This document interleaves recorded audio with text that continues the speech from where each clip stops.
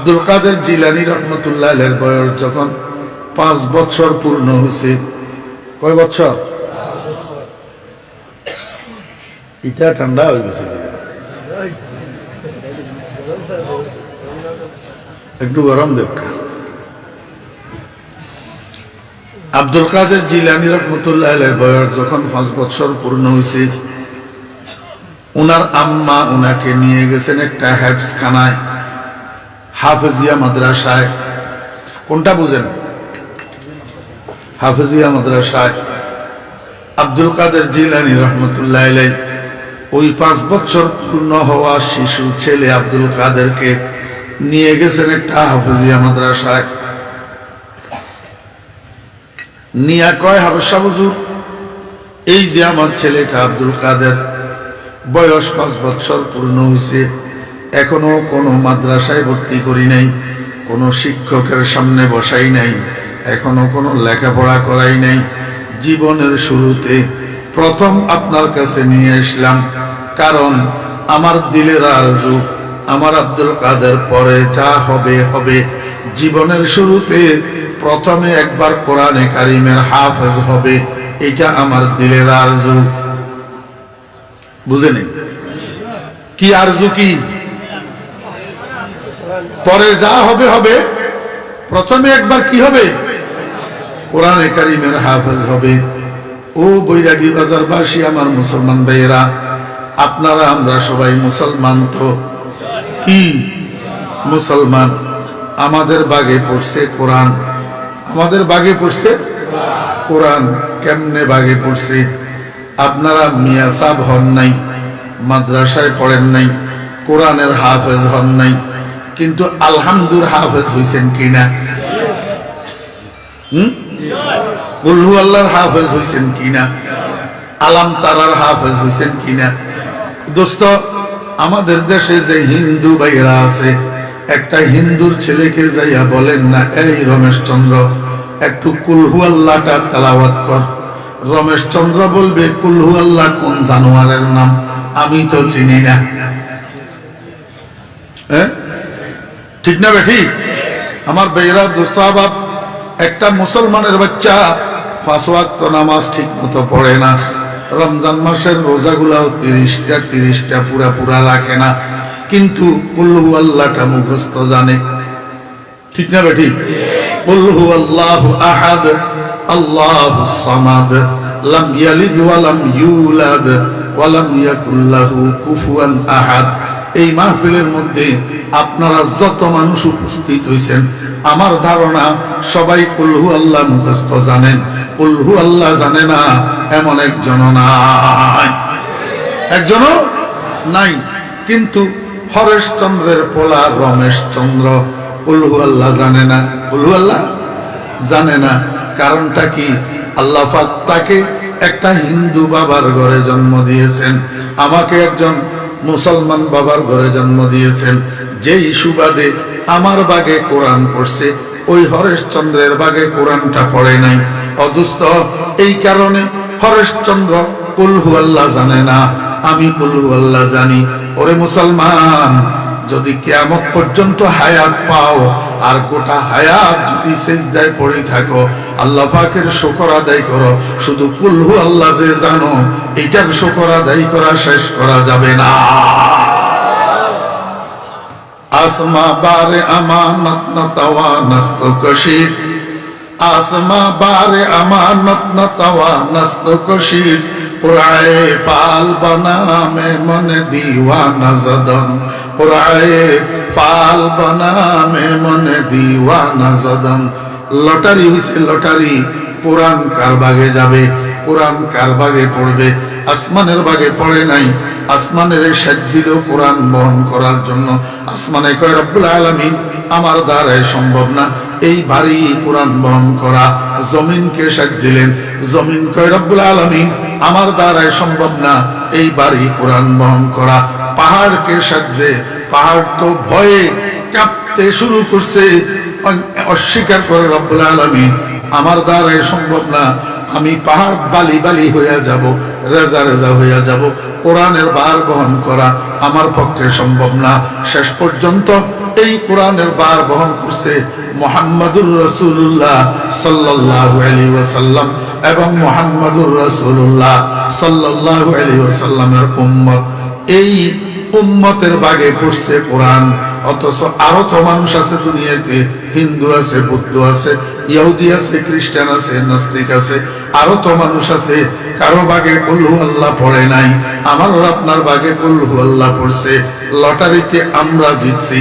আসমা বারে আমানত না তাওয়া নাস্ত কশি কোরআনে পাল বনামে মনে দিওয়ানা জাদা। ও বেরা দোস্তাবা, আমি আপনি মুসলমান, কোরআন আমার আপনার ভাগে পড়ছে, রসুল আমার আপনার ভাগে পড়ছে, আর সন্তান আল্লাহ আমাকে দান করছে। আমি সন্তানের জন্য আল্লাহর কাছে দরখাস্ত করি নাই। আল্লাহ যাকে চায় 7টা ছেলে দিয়া রাখে, যাকে চায় 7টা মেয়ে দিয়া রাখে, যাকে চায় মিক্স করে দে, 3টা ছেলে 3টা মেয়ে, 4টা ছেলে 3টা মেয়ে মিক্স করে দে। আর যাকে চায় শুধু দুনিয়ার ধন সম্পদ দৌলত, মিল কারখানা, ইন্ডাস্ট্রি, শত সহস্র কোটি টাকার ব্যাংক ব্যালেন্সের মালিক বানাইয়া দে, কিন্তু বাপ ঢাকার জন্য একটা সন্তান তাকে দেয় না। আমার বেইরা দুস্তাবা, এতগুলা সন্তানের বাবা হলেন, এতগুলা সন্তানের মা হলেন, আপনার অন্তরে কেন এই আরজু আসলো না? আব্দুল কাদের জিলানী রাহমাতুল্লাহ আলাইহির মায়ের অন্তরে যে আরজু আসলো, হাফেজ সাহেব হুজুর, আমার আরজু আমার ছেলেটা পরে যা হবে হবে, জীবনের শুরুতে কোরআনের হাফেজ হবে, এরকম একটা আরজু আপনি মুসলমান আব্বার অন্তরে কেন আসলো না? এতগুলা সন্তানের বাবা হইলেন, একটা সন্তানকে আল্লাহর কোরআনের হাফেজ কেন বানাইতে পারলেন না? কেন ফেললেন না? কপাল খারাপ না? কপাল খারাপ না? আব্দুল কাদের জিলানী রাহমাতুল্লাহ আলাইহির মায় কয়, অবশ্য হুজুর, আমার আব্দুল কাদেরকে আপনার সুফরদ করলাম, আমাকে আপনি একটা হাফেজে কোরআন উপহার দিবেন। এই বলি আব্দুল কাদেরের আম্মা বাড়িতে চলে গেছে। হাফেজ সাহেব হুজুর বলেন, বাবা আব্দুল কাদের, আমার সামনে বসো, আমার মুখে মুখে বলো, আউযু বিল্লাহি মিনাশ শাইতানির রাজিম, বিসমিল্লাহির রহমানির রহিম, আলহামদুলিল্লাহি রাব্বিল আলামিন, আর রহমানির রহিম। হাফেজ হুজুর আব্দুল কাদেরকে শুরু থেকে শেষ পর্যন্ত সূরা ফাতিহাটা একবার পড়াইছেন, এরপরে আরো 5-7 বার 10 বার মুখে মুখে সূরা ফাতিহা আব্দুল কাদেরকে মশক করাইছেন, অনুশীলন করাইছেন। এরপরে কয়, বাবা আব্দুল কাদের, দেখি পারো কিনা আমাকে একটু সূরা ফাতিহাটা মুখস্থ শোনাও। আব্দুল কাদের ওস্তাদজির আদেশ পাইয়া শুরু করছে, আউযু বিল্লাহি মিনাশ শাইতানির রাজিম, বিসমিল্লাহির রহমানির রহিম, আলহামদুলিল্লাহি রাব্বিল আলামিন, আর রহমানির রহিম, মালিক ইয়াউমিদ্দিন। শুরু থেকে শেষ পর্যন্ত আলহামদু শরীফ সূরা ফাতিহা আব্দুল কাদের ওস্তাদজিকে মুখস্থ শুনাইলেন। আল্লাহু আকবার। আব্দুল কাদের সূরা ফাতিহা শেষ করছে, কিন্তু তেলাওয়াত শেষ হয় নাই। সূরা ফাতিহার তেলাওয়াত যখন শেষ হয়েছে, আব্দুল কাদের থামে না। এবার বলে, বিসমিল্লাহির রহমানির রহিম, আলিফ লাম মিম, যালিকাল কিতাব লা রাইবা ফীহি হুদাল লিল মুত্তাকিন। আব্দুল কাদের তেলাওয়াত করতেছে, হাফেজ সাহেব হুজুর শুনে আছে। আমার বেরা তেলাওয়াত শুরু করছে তো করছে, আব্দুল কাদের তো আর থামে না। একেবারে কোরআন শরীফ তেলাওয়াত করতে করতে করতে করতে 18 পারাতে যাইয়া থামছে। কয় পারায়? 18 পারায়। ভিতরে ভিতরে হাফেজ সাহেব হুজুর অবাক, কি রে, পড়াইলাম শুধু সূরা ফাতিহা, শুনাইতে কইলাম শুধু সূরা ফাতিহা। মায়ে বলি গেল, এই পর্যন্ত কোনো মাদ্রাসায় ভর্তি করে নাই, কোনো শিক্ষকের সামনে বসায় নাই, কোনো লেখাপড়া করায় নাই। আর এদিকে আব্দুল কাদের আমাকে 18 পারা মুখস্থ শুনাই দিল কেমনে? ঘটনা কি? এই কে আসিস? আব্দুল কাদেরের মাকে খবর দে। আব্দুল কাদেরের মাকে খবর দেওয়া হয়েছে। আব্দুল কাদেরের মা আসছে। হাফেজ সাহেব হুজুর কয়, বোন, আপনি আমার সাথে মিথ্যা কথা বললেন কেন? মহিলা কয়, হুজুর কি মিথ্যা কথা বলছি?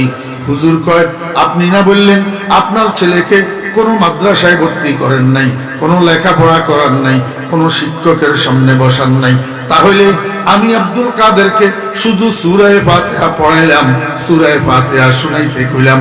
এখন সূরা ফাতিহা তো আব্দুল কাদের শুনাইলো, সাথে 18 পারা কোরআন শরীফ আমাকে মুখস্থ শুনাইয়া দিল।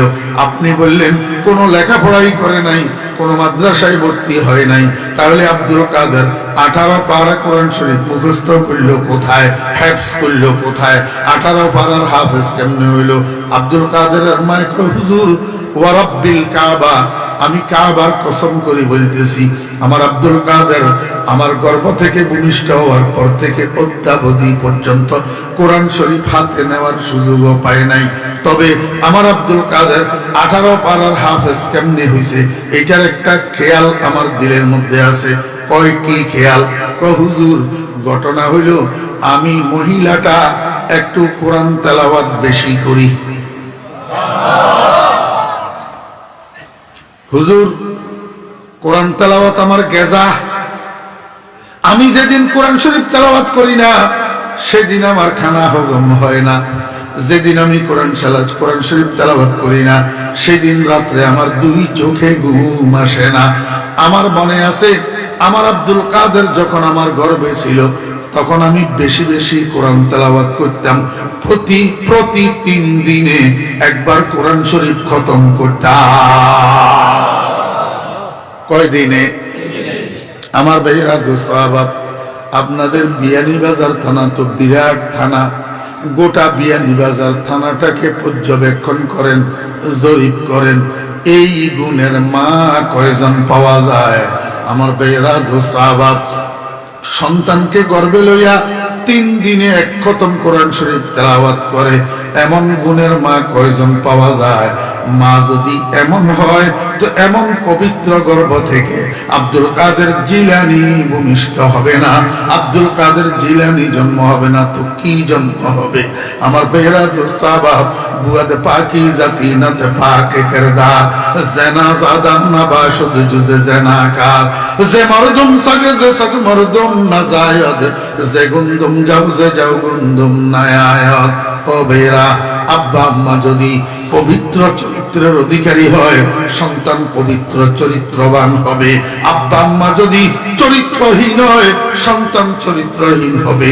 কারণ মানুষের পেট থেকে মানুষ জন্ম নেয়, কুকুরের বাচ্চা জন্ম নেয় না, কুকুরের পেট থেকে কুকুরের বাচ্চা জন্ম নেয়, মানুষ জন্ম নেয় না।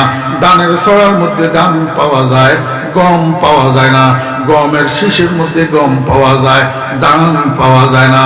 পবিত্র করে, পবিত্র ঔরসে, পবিত্র জরায়ুতে পবিত্র সন্তান জন্মগ্রহণ করে।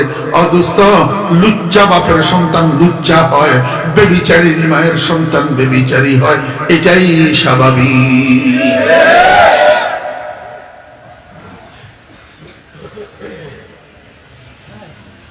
একটা উদাহরণ মনে আসছে, বড় সুন্দর, কইতাম নি?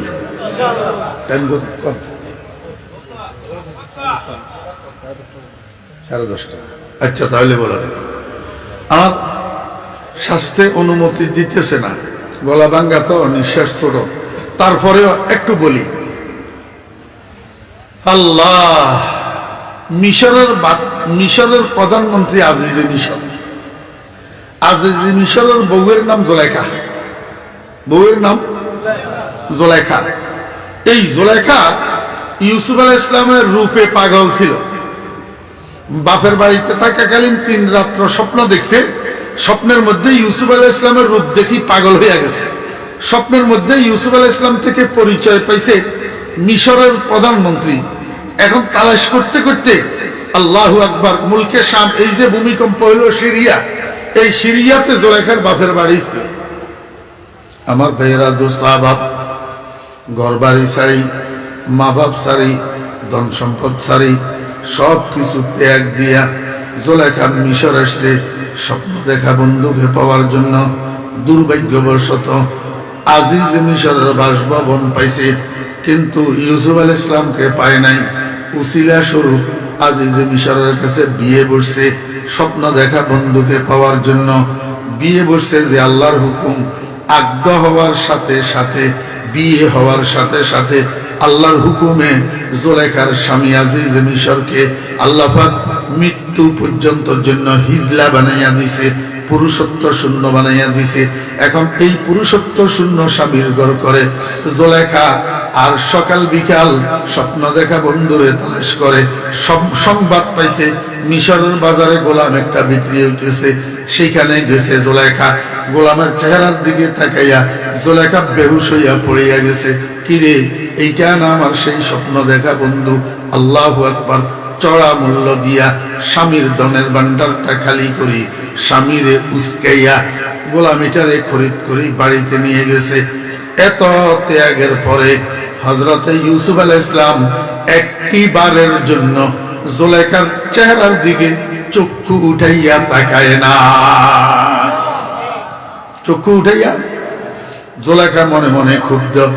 জুলেখা কয়, বন্ধু, এত কিছু ত্যাগ দিলাম তোমার জন্য, শেষ পর্যন্ত স্বামীর ধনের ভান্ডারটা খালি করি, মিশরের বাজার থেকে তোমার শরীরের ওজন করি, হীরা জওহর মণি মুক্তারে ডবল করি, তোমার মূল্য হিসাবে পরিশোধ করি, তোমাকে খরিদ করি এনলাম।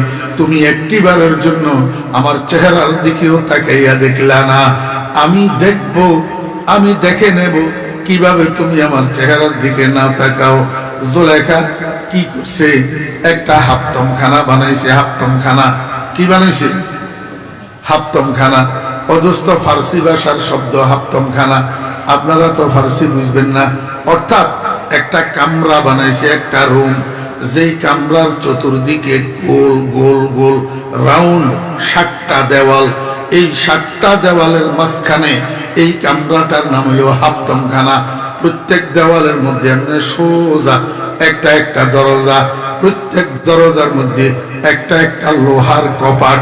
এই 7 দেওয়ালের বেষ্টনীর মাঝখানের কামরাটা হাফতমখানা।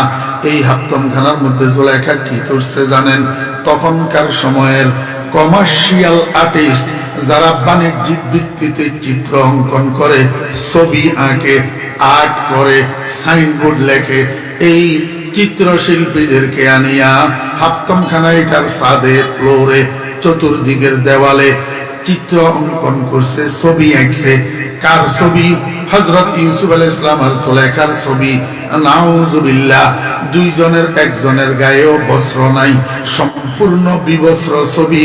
তাও জুলেখা এই বিবস্ত্র অবস্থায় ইউসুফ আলাইহিস সালামকে আলিঙ্গন করে জড়াইয়া ধরে রেখেছে। এই ছবি, অশ্লীল ছবি জুলেখা হাফতমখানার ভিতরে অঙ্কন করে রেখেছে, অপেক্ষা করতেছে, সুযোগের অপেক্ষা। একদিন জুলেখার স্বামী এক জায়গায় দূরে গেছে কোনো কাজে। যাওয়ার সময় জুলেখাকে বলছে, জুলেখা, আমি এক জায়গায় দূরে যাইতেছি, আসতে আসতে সন্ধ্যা হবে। জুলেখায় মনে মনে কয়, এই সুযোগটার জন্য আমি অপেক্ষায় ছিলাম, তাড়াতাড়ি যাও, দূর হও, দেরি করি আসিও। মনে মনে কয়, আজিজে মিশর তো চলে গেছে। জুলেখার সাথে সাথে দাসীকে দেখছে। দাসীকে ডাকিয়া দাসীর হাতের মধ্যে 7টা লোহার তালা দিছে। বলছে, ও দাসী, আমরা দুজন যখন ভিতরের কামরায় প্রবেশ করব, তুই বাহিরের দিক থেকে এক একটা দরজায় এক একটা তালা লাগাইয়া দিবি, চাবিগুলা তোর কাছে সংরক্ষিত রাখবি। খবরদার, আমি কিন্তু এই কামরার ভিতর থেকে দরজা খুলি বাইর হওয়ার কোনো অপশন রাখি নাই। একটা শুধু অপশন আছে, একটা বিশেষ পন্থায় আমি তোকে ইনফরমেশন করব, তখন তালা খুলবি, এর আগে তালা খুলতে পারবি না। আমার ভাইয়েরা, জুলেখা হযরত ইউসুফ আলাইহিস সালামকে ফুসলাইয়া ফাসলাইয়া নিয়ে ঢুকাইছে হাফতমখানার ভিতর। কোথায় ঢুকাইছে? হাফতমখানার ভিতর। ও ভাইয়েরা, দোস্ত আহবাব, পিছনের দিক থেকে দাসী প্রত্যেকটা দরজার বাইরের থেকে একটা একটা তালা লাগাইয়া দিছে। এখন তো সম্পূর্ণ আবদ্ধ হইয়া গেছে। হযরতে ইউসুফ আলাইহিস সালাম যখন হাফতমখানার দরজা দিয়া ভিতরে কদম রাখছে, নজর কোথায়? মানুষের স্বভাব, মানুষ হাঁটার সময় সামনের দিকে তাকাইয়া হাঁটে। ইউসুফ আলাইহিস সালাম যে হাফতমখানার মধ্যে ঢুকছে, সামনের দিকে নজর, নজর যাইয়া পড়ছে সামনের দেওয়ালের উপর। নাউজুবিল্লাহি মিন যালিক। এই অশ্লীল ছবির উপর হযরত ইউসুফ আলাইহিস সালামের নজর যখন পড়ছে, একটা সেকেন্ড দেওয়ালের এই চিত্রের উপর ইউসুফ আলাইহিস সালামের নজর স্থির হয় নাই, কারণ অশ্লীল ছবি, এমন অশ্লীল ছবির দিকে কোন লাজুক বাপের লাজুক সন্তান, চরিত্রবান বাপের চরিত্রবান সন্তান তাকাইতে পারে না। মুসলমান ভাইরা, প্রসঙ্গত আমাকে একটা কথা বলতে হয়, ও বিয়ানী বাজারের যুবক তরুণেরা, স্মার্টফোন ব্যবহার করো, অ্যান্ড্রয়েড সেট ব্যবহার করো। আব্বা আম্মাকে আব্বা আম্মার রুমের মধ্যে শোয়াইয়া এবার নিজের রুমের মধ্যে ঢুকে ভিতর থেকে দরজাটা বন্ধ করিয়া ইন্টারনেটের সহযোগিতায়, গুগলের কেরামতে, ইউটিউবের এহসানে, ফেসবুকের দয়ায় তোমরা মুসলমানের সন্তানেরা রাত্রে 11টা থেকে 3টা পর্যন্ত অশ্লীল ছায়াছবি, অশ্লীল ডান্স, অশ্লীল গান বাজনার মধ্যে ডুবে থাকো, অশ্লীল ছবিগুলা যে উপভোগ করো। আমি তোমাকে একজন গুনাহগার জিজ্ঞেস করি, তোমার ঈমান কোথায় থাকে, তোমার শরম কোথায় থাকে? সরকার দো আলম জনাবে মুহাম্মদুর রাসূলুল্লাহ সাল্লাল্লাহু আলাইহি ওয়াসাল্লাম ইরশাদ করছেন, আল ঈমানু বিযউন ওয়া সাবউনা শুবা, আফজালুহা কাউলু লা ইলাহা ইল্লাল্লাহ ওয়া আদনাহা ইমাতাতুল আযা আনিত তারিক ওয়াল হায়াউ শুবাতুম মিনাল ঈমান। আল্লাহর হাবিব তো বলছেন, ঈমানের ৭৭টা শাখা আছে, তার মধ্যে সর্বোত্তম শাখা লা ইলাহা ইল্লাল্লাহ। এই কথাটা মুখে বলা, এর মর্মটা অন্তরে বিশ্বাস করা। আর সর্বনিম্ন শাখা, রাস্তায় যদি মানুষের কষ্টদায়ক কোনো বস্তু পড়ে থাকতে দেখো, সেটাকে সরাইয়া দেওয়া। আল্লাহর হাবিব বলেন, ওয়াল হায়াউ শুবাতুম মিনাল ঈমান। লজ্জা, শরম, এটা ঈমানের একটা শাখা। এজন্য নবীজি বলেন, লা ঈমান লিমান লা হায়া আলাহু। যার কাছে শরম নাই তার কাছে ঈমানও নাই, যার কাছে লজ্জা নাই তার কাছে ঈমানও নাই। ও মুসলমানের সন্তানেরা, এই অশ্লীলতার দিকে যখন তুমি তাকাও, তখন তোমার শরম কোথায় থাকে? যদি শরম তোমার না থাকে, তাহলে তো বোঝা যায় তোমার ঈমানও নাই, ঈমানের মধ্যেও ঘাটতি। ও মুসলমানের সন্তানেরা, এই কাজের থেকে ফিরে আসো, এই কাজের থেকে বিরত হও। যত অশ্লীল কথা আছে, যত অশ্লীল কাজ আছে, যত অশ্লীল পিকচার আছে, যত অশ্লীল ছায়াছবি আছে, এগুলা উপভোগ করার থেকে ফিরে আসো। যদি আল্লাহর হাবিবের সুপারিশ কিয়ামতের ময়দানে পাইতে চাও, অশ্লীলতা পরিহার করো। আমার ভাইয়েরা, হযরতে ইউসুফ আলাইহিস সালাম দেওয়ালের উপরে দৃষ্টি স্থির করতে পারে নাই, অনিচ্ছাকৃতভাবে দৃষ্টি নিচের দিকে নেমে গেছে, ফ্লোরের দিকে তাকাইছে। নাউজুবিল্লাহ, দেখে ফ্লোরের মধ্যেও এই অশ্লীল, সাথে সাথে উপরের ছাদের দিকে তাকাই গেছে, ছাদের মধ্যেও দেখে অশ্লীলতা। ডাইনের দেওয়ালে তাকাইছে, সেখানেও দেখে অশ্লীলতা। বামের দেওয়ালে তাকাইছে, সেখানেও দেখে অশ্লীলতা। শেষ পর্যন্ত 1 সেকেন্ডের মধ্যে হযরত ইউসুফ আলাইহিস সালাম সিদ্ধান্ত নিলেন, এই অশ্লীলতাগুলোর দিকে তাকানোর চেয়ে জুলেখার চেহারার দিকে তাকানোর জন্য আমার জন্য উত্তম। এই সিদ্ধান্ত নিয়া হযরত ইউসুফ আলাইহিস সালাম চতুর্দিক থেকে দৃষ্টি ঘুরাইয়া দৃষ্টি নিবদ্ধ করছে যাইয়া জুলেখার চেহারার উপর। কোন দিকে তাকাইছে? এই কথাটাকে আল্লাহ পাক রব্বুল আলামিন ইরশাদ করছেন, ওয়ালাকাদ হাম্মাত বিহি ওয়া হাম্মা বিহা। নিরুপায় হইয়া হযরত ইউসুফ আলাইহিস সালাম জুলেখার দিকে মুতাওয়াজ্জিহ হইছে, জুলেখার চেহারার দিকে তাকাইছে। জুলেখা খুশি।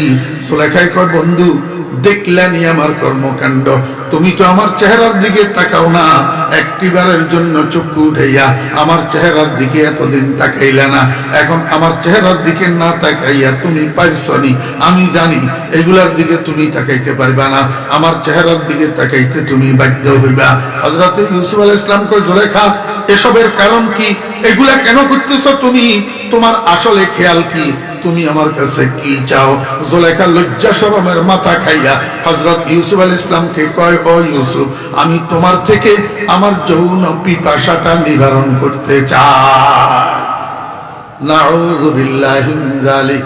আমার ভাইরা, দোস্ত আহবাব, হযরত ইউসুফ আলাইহিস সালাম কয়, জুলেখা কাদ ইস্তামতারতি সাহাবান গায়রা হামিরিন তুমি তো এমন মেঘের কাছে বৃষ্টি চাইতেছ যেই মেঘের মধ্যে পানি নেই, শুকনা মেঘ।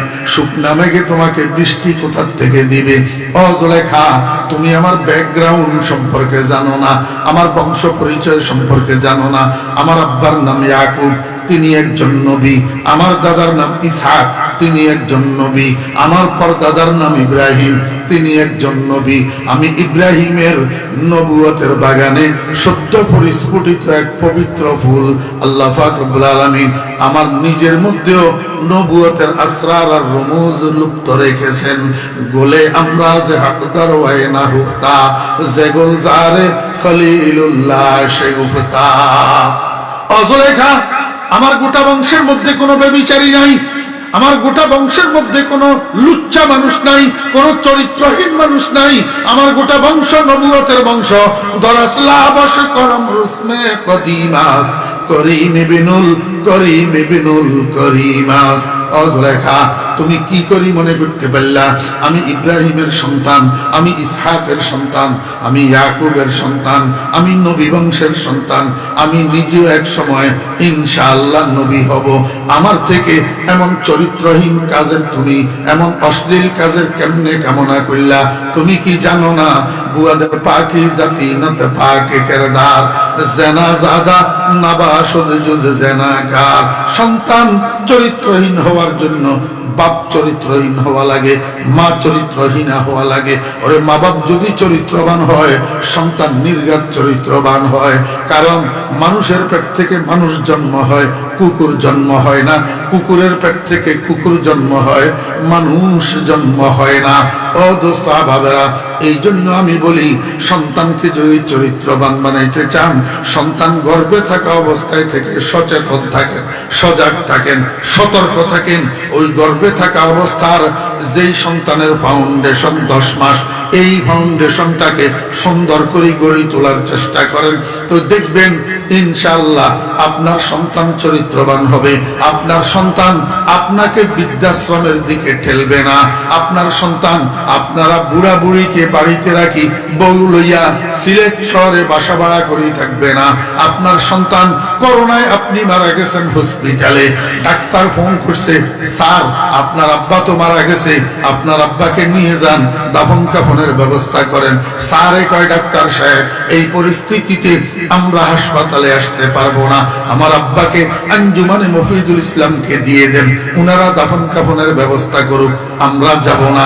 এমন সন্তান আপনার হবে না যদি সন্তানের ফাউন্ডেশনটা সঠিকভাবে গড়ে তোলেন।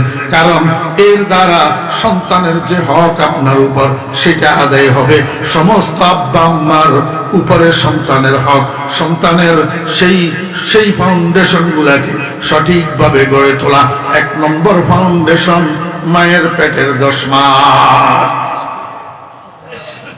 আমার ভাইরা দোস্তাবাব, 2 নম্বর ফাউন্ডেশন, যেদিন সন্তান ভূমিষ্ঠ হয়েছে সেদিন থেকে 5 বছর পূর্ণ হওয়া পর্যন্ত এই 5 বছর সন্তানের জীবনের ফাউন্ডেশন। এই ফাউন্ডেশন সঠিকভাবে গড়ে তুলবে কে? মা, বাপ না অন্য কেউ? 1 নম্বর দায়িত্বশীল মা বাপ। মা বাপের দ্বারা সন্তানের আল্লাহু আকবার ফাউন্ডেশন গড়ে উঠবে। কেমনে ফাউন্ডেশন গড়বেন? আল্লাহর হাবিব জনাবে মুহাম্মদুর রাসূলুল্লাহ সাল্লাল্লাহু আলাইহি ওয়াসাল্লাম বলেন, আমার উম্মত সন্তান ভূমিষ্ঠ হওয়ার সাথে সাথে, ছেলে হোক আর মেয়ে হোক, ডান কানে আজান দিয়ে দাও, বাম কানে ইকামত দিয়ে দাও। কেমনে দিবা? ও দোস্তা বাবেরা, সন্তান ভূমিষ্ঠ হওয়ার পরে সন্তানকে এইভাবে হাতের উপরে নিবেন, মাথাটা বাম হাতে রাখবেন, পাগুলা ডান হাতে রাখবেন। এতে করি সন্তানের ডাইন কান আপনার মুখের কাছে থাকবে।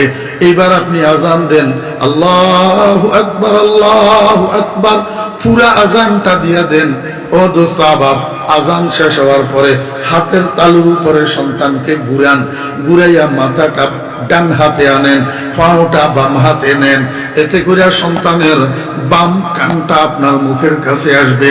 এইবার বলেন আল্লাহু আকবার আল্লাহু আকবার আল্লাহু আকবার আল্লাহু আকবার, পুরা ইকামতটা দিয়া দেন। ও দোস্ত বাপ, নবীজি এই শিক্ষা উম্মতকে কেন দিলেন? এর দ্বারা সন্তানের কি লাভ হবে? দোস্ত বাবেরা, আজান আর একামতের খোলাসা তিনটা। আজান একামতের সারাংশ কয়টা? তিনটা। 1 নম্বর তাওহীদ, 2 নম্বর রিসালাত। 1 নম্বর ইকরার তাওহীদ, 2 নম্বর ইকরার রিসালাত। 1 নম্বর শাহাদাতে তাওহীদ, 2 নম্বর শাহাদাতে রিসালাত। 3 নম্বর দাওয়াত ইলাস সালাহ, দাওয়াত ইলাস সালাহ। আজান ইকামতের সারাংশ তিনটা জিনিস। তাওহীদের স্বীকারোক্তি, তাওহীদের সাক্ষ্য দেওয়া। অদস্ত রিসালাতের স্বীকারোক্তি, রিসালাতের সাক্ষ্য দেওয়া। সাথে সাথে মানুষকে নামাজের দিকে আহ্বান করা, দাওয়াত ইলাস সালাহ। একটা মানুষ জন্মগ্রহণ করার সময় মুসলমান হইয়া জন্মগ্রহণ করে, মুসলমান হইয়া জন্মগ্রহণ করে। প্রত্যেকটা নবজাত শিশু মুসলমান হইয়া জন্মগ্রহণ করে। যেমনি ভাবে কাগজ চন্দ্রগোনা কর্ণফুলী পেপার মিল থেকে বাইর হওয়ার সময় কাগজ কোনো কালার বাইর হয় না, সাদা বাইর হয়, সাদা। পরে যাদের কালারের দরকার তারা আপন আপন প্রিন্টার মেশিনের মধ্যে দিয়া লাল দরকার হলে লাল করে, সবুজ দরকার হলে সবুজ করে, গ্রিন দরকার হলে আল্লাহু আকবার, ব্লু দরকার হলে ব্লু করে, হলুদ দরকার হলে হলুদ করে, যার যেই কালার। কিন্তু আল্লাহু আকবার, মিলের থেকে বাইর হওয়ার সময় কাগজ কালার বাইর হয় না, সাদা বাইর হয়। খোদার কসম, হিন্দুর ঘরে, বুদ্ধর ঘরে, খ্রিস্টানের ঘরে, ইহুদির ঘরে, নাস্তিকের ঘরের সন্তানগুলাও মায়ের পেটের থেকে বাইর হওয়ার সময় মুসলমান হইয়া বাইর হয়। কি হইয়া বাইর হয়? মুসলমান বই হইয়া বাইর হয়। قال النبي صلى الله عليه وسلم كل مولود يولد على الفطرة أي على فطرة الإسلام فطرة الإسلام ইসলামী ফিতরতের উপর, ইসলামী মূলধাতুর উপর, ইসলামী ভাবধারার উপর সন্তান জন্মগ্রহণ করে। ফাআবাওয়াহু ইউহাব্বিদানিহি আও ইউনাসসিরানিহি আও ইউমাজ্জিসানিহি। ও মুসলমান ভাইরা, একটা সন্তান যখন কোনো মায়ের কোলে ভূমিষ্ঠ হয়, মায়ের কোলে এই সন্তানের কি চালু হয়? সর্বপ্রথম কি চালু হয় জানেননি?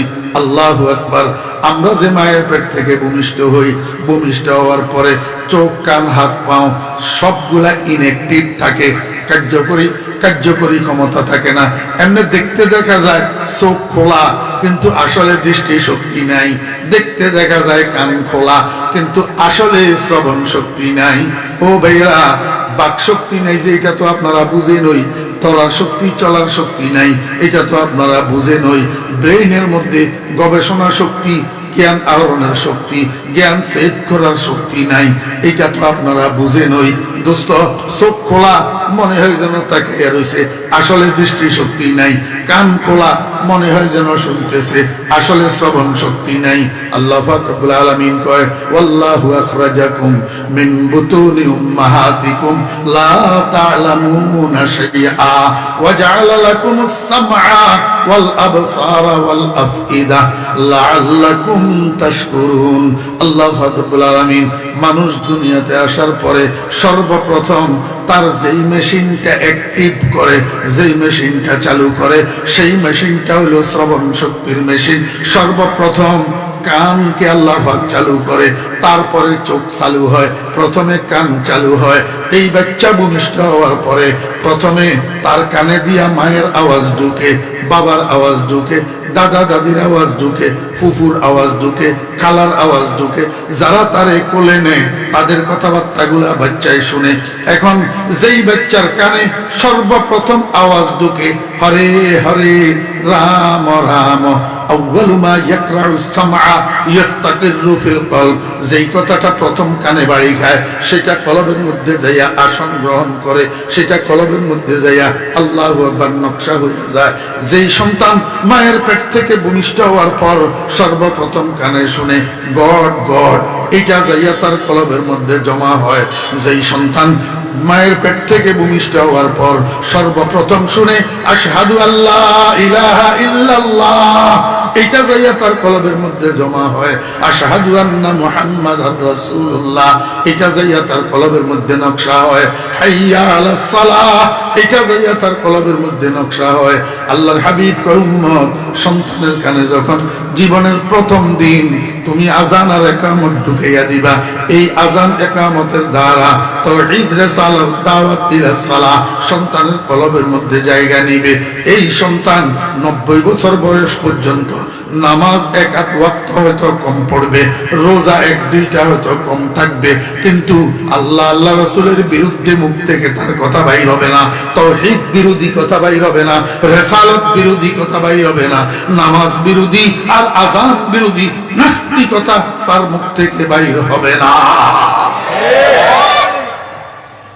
इब्तिदा में है अज़ान और इंतहा में है नमाज, इब्तिदा में है अज़ान और इंतहा में है नमाज, है ये तेरी जिंदगी तकदीर मौला हक नवाज। ও বেরা দোস্তাবাদ, অল্প কিছুদিন যাওয়ার পর সন্তানের বয়স যখন 12-13 মাস 14-15 মাস হবে, আস্তে আস্তে সন্তানের মুখ ফুটবে, দাদা বাবা একটা একটা শব্দ সন্তানের মুখ থেকে বাইর হবে। ও আব্বা আম্মা, সন্তানকে কুলের মধ্যে লইয়া শুধু ডাবা ডাবা করিও না, শুধু বাবা আর দাদা শিখাইও না। সন্তানের যখন মুখ ফুটে, সন্তান দাদা বাবা যখন বলে, তুমি এই সন্তানের মুখে মুখে একটু বলানোর চেষ্টা করো, আল্লাহ আল্লাহ আল্লাহ। জীবনের শুরুতে সন্তানের বুলি যখন ফুটে তখন আল্লাহ বুলি শিখাও, আর কিছুদিন যাওয়ার পরে সন্তানের শিখানোর চেষ্টা করো লা ইলাহা ইল্লাল্লাহ, লা ইলাহা ইল্লাল্লাহ। আর কিছুদিন যাওয়ার পরে সন্তানকে পুরা কলমাটা মুখস্থ করানোর চেষ্টা করো, আর কিছুদিন যাওয়ার পরে সন্তানের শিখাও আসসালামু আলাইকুম ওয়া রাহমাতুল্লাহ। এখন সন্তানের বয়স 2-2.5 বছর, 3 বছর, 3.5 বছর। তুমি আব্বা যতবার ঘরে ঢুকবা ততবার সন্তান তোমার সামনে পড়বে, আব্বু আব্বু কইয়া অগ্রসর হবে, তোর সাথে সাথে তুমি বলবা আসসালামু আলাইকুম ওয়া রাহমাতুল্লাহ। এই বয়সে বারবার মস্কে করাইয়া করাইয়া, বারবার বলিয়া বলিয়া সন্তানের সালাম শিক্ষা দাও, সন্তানকে শিখাও খোদা হাফেজ, আল্লাহ হাফেজ। সন্তানকে আল্লাহু আকবার শিখাও, আলহামদুলিল্লাহ। সন্তানকে শিখাও শুকরিয়া। এগুলা না শিখাই সন্তানের থ্যাংক ইউ শিখাইও না, বাই বাই শিখাইও না, টাটা শিখাইও না, সন্তানের ডায়েরি শিখাইও না, সন্তানের আঙ্কেল শিখাইস না, ও আমার উম্মত সন্তানের আন্টি শিখাইস না। ইংরেজি শব্দ এগুলার সাথে তোর কি সম্পর্ক? ইংরেজির সাথে তোর সম্পর্ক হবে, একজন মানুষ ভাত খেতে বসছে, তার সাথে লবণের যেরকম সম্পর্ক, ভাত যতটা নেই প্লেটে তরকারি এতটা নেয় না, তরকারি যতটা নেই লবণ এতটা নেয় না, লবণ পরিমাণ মতো নেই, পরিমাণের থেকে বেশি লবণ নিলে ভাত এগুলা আর খাওয়া যায় না, এগুলা অখাদ্যে পরিণত হয়। দোস্ত মনে রাখিও, ইংরেজি মুসলমান ব্যবহার করবে প্রয়োজনের পরিমাণ মতে, প্রয়োজনের পরিমাণের থেকে ইংরেজি মুসলমানের পেটের মধ্যে প্রয়োজনের পরিমাণের থেকে যদি বেশি ঢুকে, ওরে লবণ বেশি যেরকম খাদ্য নষ্ট করে, ইংরেজি বেশি মুসলমানের সন্তানের ঈমান আমল নষ্ট করে। কি শিখাইবা? সালাম। কি শিখাইবা? খোদা হাফেজ। কি শিখাইবা? শুকরিয়া। কি শিখাইবা? আলহামদুলিল্লাহ। কি শিখাইবা? আব্বু। কি শিখাইবা? আম্মু। কি শিখাইবা? চাচ্চু। কি শিখাইবা? আল্লাহু আকবার। খালামণি। কি শিখাইবা? পুপুমণি। আঙ্কেল শিখাইও না, আন্টি শিখাইও না। এখন তো খুশি লাগে, এখন তো খুশি লাগে এগুলা সন্তানের শিখাইতেছ, কিন্তু মনে রাখিও একটা সময় এমন আসবে এই সন্তান তোমার জানের দুশ্মন হইয়া যাবে, তখন সন্তানকে আর কন্ট্রোল করতে পারবা না। আমার বেরা দোস্ত আবাব আসি মিয়া সাহেবের কাছে কান্দে, মিয়া সাহেবের কথা শুনে না, হুজুর একটু দোয়া করিয়েন, বউ এ কথা শুনে না, ছেলে মেয়েরা কথা শুনে না, সব মার কথা মতো চলে, আমার কথা মতো কেউ চলে না। দোস্ত আপনার কথা মতো কেমনে চলবে? আপনার হক সন্তানে কেমনে আদায় করবে? আপনি তো সন্তানের হক আদায় করেন নাই, আপনি তো সন্তান মায়ের পেটে থাকতে সন্তানের ফাউন্ডেশনটা গঠন করছেন উল্টা। সন্তানের প্রথম 5 বছর জীবনে সন্তানের প্রথম গাঁথনিটা গাঁথনিটা গাঁথুনি গেছেন বাঁকা, এখন সেই সন্তান আপনার কি হক আদায় করবে? আপনি তো সন্তানের হক আদায় করেন নাই। ও দোস্ত আহবাবেরা, সন্তানের হক আদায় করছে মাওলানা আবু তৈয়ব সাহেবের আব্বা। অতএব মাওলানা আবু তৈয়ব সাহেবের থেকে জীবনেও কোনোদিন মা বাপের নাফরমানি পাওয়া যাবে না, ইনশাআল্লাহ যাবে না পাওয়া। এই জন্য আল্লাহ পাক রব্বুল আলামিন বলেন, হে দুনিয়ার ঈমানদারগণ, তুমি তোমাকে জাহান্নামের আগুন থেকে বাঁচাও। ইয়া আইয়ুহাল্লাযীনা আমানু ও ঈমানদারগণ, তোমরা বাঁচাও বাঁচাও বাঁচাও। বাঁচাও কাকে বাঁচাইবা? আনফুসাকুম, তোমার নিজেদেরকে, ওয়া আহলিকুম, তোমার স্ত্রী পুত্র কন্যাদেরকে, তোমার পরিবার পরিজনকে। কিসের থেকে বাঁচাইবা? নারা, জাহান্নামের আগুন থেকে। অদোস্ত বাবেরা, উপযুক্ত সন্তান 20 বছর 22 বছর ঘরে শুয়ে রয়েছে, এখন আপনি সেই ছেলেকে মসজিদে যাওয়ার জন্য ডাকেন না, অথচ আপনি প্রথম কাতারে ফজরের নামাজ পড়েন। আপনি সন্তানকে মায়া করলেন, সন্তানকে মহব্বত করলেন, সন্তানকে ভালোবাসলেন, গোড়ার ডিমের ভালোবাসছেন। আপনি সন্তানের গায়ে কেরোসিন ডালিয়া, পেট্রোল ডালিয়া আগুন লাগাইয়া দিলেন, জাহান্নামের আগুনের দিকে সন্তানকে ঠেলিয়া দিলেন। আল্লাহ পাক রব্বুল আলামিন কয়, তুমি যখন মসজিদে যাইবা, সন্তানকে পাও দরিয়া হইলেও সন্তানকে মসজিদে নিয়ে যাও, কারণ তুমি যেমন জাহান্নামের আগুন থেকে বাঁচার দরকার, সন্তানও জাহান্নামের আগুন থেকে বাঁচার দরকার। وآخر دعوانا أن الحمد لله رب العالمين وصلى الله تعالى على خير خلقه محمد وآله وصحبه أجمعين। কথা শুনেন, একটা কথা শুনেন। আসেন হ্যাঁ, এখনো আসেন না, হয়তো না, আমার বলে না, দোয়া করুন। কথা শুনেন, একটা নতুন কথা কই, নতুন কথাটা প্রয়োজনে বলতেছি। 2017 সালে আমার পীর সাহেব হুজুর হযরত মাওলানা শাহ জমিরউদ্দিন নানুপুরি রহমতুল্লাহ আলাইহি আমাকে হুকুম করছিলেন আমার এলাকায় একটা মাদ্রাসা করার জন্য। তো হুজুরের জীবদ্দশায় পারি নাই, টাকার অভাবে। আল্লাহ পাক 2017 সালে এই একটা মাদ্রাসা আমি অদমে